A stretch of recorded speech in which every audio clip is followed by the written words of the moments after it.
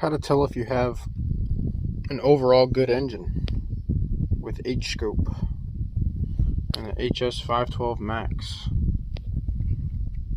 and a Hantek CC650 amp clamp. We're going to take our amp clamp, clamp around the battery cable,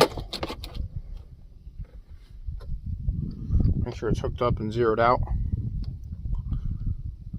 and we're going to make sure in here that we have our amp clamp selected, CC650.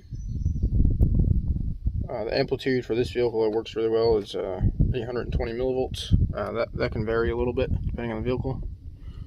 I'm going to hit record. Go to the vehicle, start it. In this case, I have the fuel pump disabled.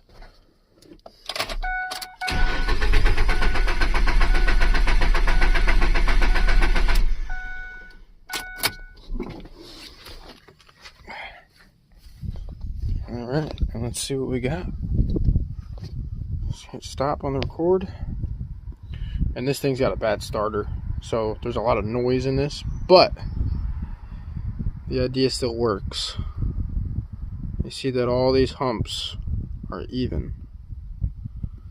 You can see the starter, when it first grabs, is nice and clean, but as the starter gets really loaded, that's my starter going out.